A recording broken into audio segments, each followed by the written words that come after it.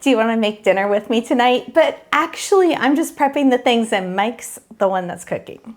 If you're just meeting me, my name is Amy Cross, and this is the Cross Legacy, where I teach you how to save money on groceries. Our grocery budget is $135 per person, and there's only 2 of us that live here in the house. So our grocery budget for the month is $270 per month. But whenever we're doing these type of recipe videos, I always have a camera person and I feed them. So we are oftentimes feeding many more people than just the 2 of us. I love with recipes like this, you can just add a little bit extra and feed more people. So no matter when this goes up on the channel, know that I haven't went to my May grocery shopping trip yet, and these are still my April grocery haul items, and it has been more than 3.5 weeks since I have went to the store. So I do have one orange pepper that's starting to get a little wrinkly, and I want to make sure that I use this one up, but it still has pretty firm sides. It's not mushy at all. But these peppers will actually stay fresh for a few more days, and then I can always slice or chop them and put them into a jar in the refrigerator or into the freezer. So these I'm going to keep whole so we can use them for fresh eating. And I have some that was from the freezer, these red and green ones that were actually from the last harvest season that we're going to have with dinner. Normally when I make this, I make the peppers into strips, but since these are already diced up, I will make them match. I purposely haven't been using the last 3 of these onions that we have. These are also from the fall harvest season, but I want to show that they are still totally perfect and they are not mushy at all, and they don't make that crinkly sound when you touch them.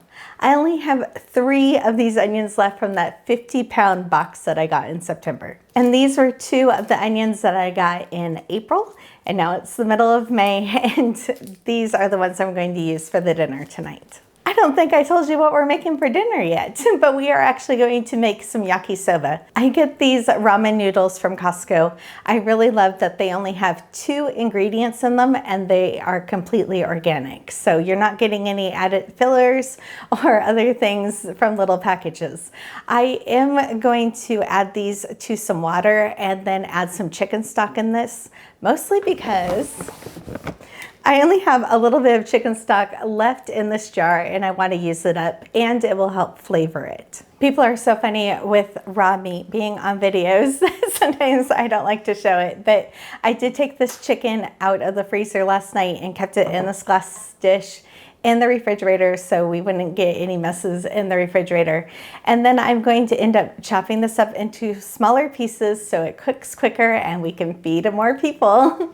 And Mike is going to end up cooking this entire dinner out on the Blackstone. We do have an allergy-friendly yakisoba recipe on the blog, but tonight we're just going to use teriyaki sauce on this, mostly because I have been standing here all day filming and we want to make dinner pretty quickly. This is also something that I got on sale a few months ago, and I want to make sure that we're kind of using it up before it sits in the refrigerator too long. I am going to chop up the produce items and then start getting the chicken all ready to go, and then tell Mike that it's time for him to cook it. And after it gets on the Blackstone, that is when I will start boiling the water for the noodles. The noodles only take about 3 minutes. As I'm cutting up these peppers, I also realized I had 2 little zucchinis left, so I'm going to add that to the mix here and sneak in some extra vegetables. Okay, I have the peppers, zucchini, and onions all chopped up here, and then I'll just add the frozen ones.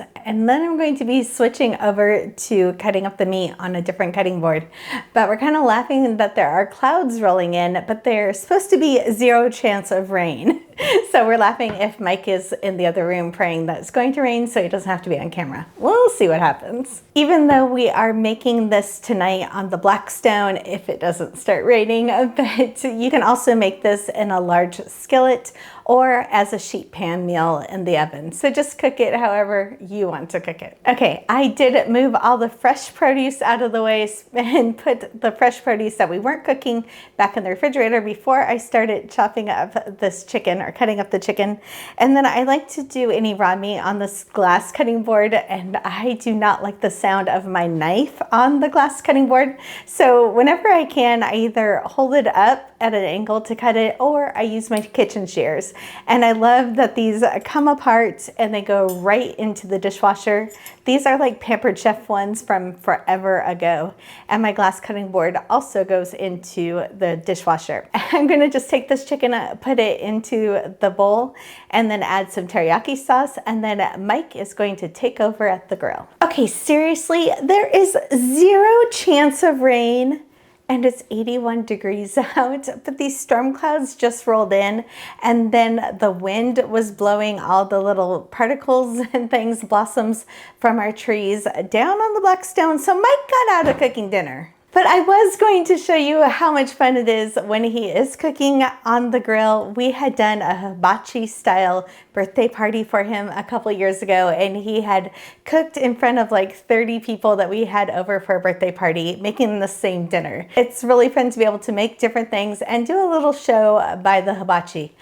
We will have to do that again later in the summer sometime, but this is going to get cooked on the stove tonight. So I love this always pan because it will fit all of these items in there. If I didn't want to fit it in such a large pan, then I could also put half of it in another pan or just put it on a sheet pan in the oven. Again, it's 81 degrees. I don't really want to turn on the oven today. And one more thing, since he got out of cooking, he is washing the dishes. I did put most of the onions and zucchini in the pan first. I like to let those get a little bit of a head start with cooking. And since I had already kind of mixed it up in the bowl when I was getting ready to take it outside, there are some peppers that landed in there, but I'm going to keep most of the peppers for later. Okay, those onions and zucchini have been cooking now for about 3 minutes, and we're going to add the teriyaki chicken into the pan and then start the water to boil. We are waiting for the water to boil, but I wanted to talk about this ramen. I normally do 1 of the squares per person of how many people we are feeding that night. So tonight we're going to use 3 squares. Okay, the noodles are almost done. They need about 1 more minute. I have just been using a wooden fork and kind of flopping them around in the water.